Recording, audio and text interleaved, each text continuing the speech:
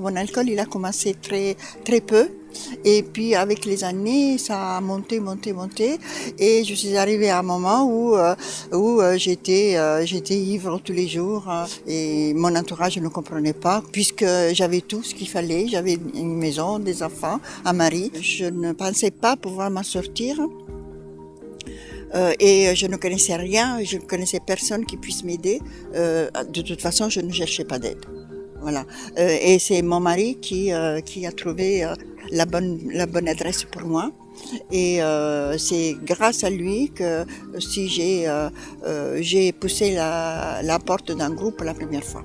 Je suis rentrée dans cette salle, je n'étais pas alcoolique. À la moitié, je me suis dit oui, peut-être. Hein.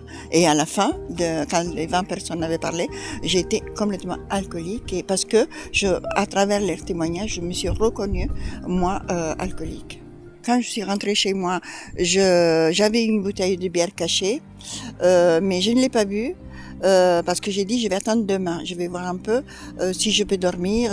Les alcooliques anonymes m'avaient prêté un livre, je l'ai lu pendant longtemps dans la nuit et là j'ai dit si les autres sont arrivés, moi aussi j'y arrive. Et à partir de ce jour-là, je n'ai plus pris une goutte d'alcool.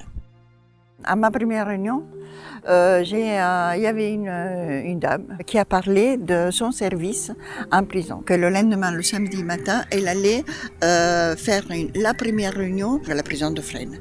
Et là, je me suis dit, je suis vraiment tombée chez les fous parce qu'elle va rentrer en prison et elle est sûre de se ressortir. C'était un petit truc que j'ai pensé à ça et puis j'ai dit, c'est un service que je ne ferai jamais. Et toutes les semaines, cette amie racontait tout ce que les prisonniers, les détenus lui apportaient. Au bout d'un certain temps, ça m'a donné envie, moi aussi, de la suivre et d'être visiteuse de prison. Vous trouverez des groupes alcooliques anonymes partout en France, en prison également.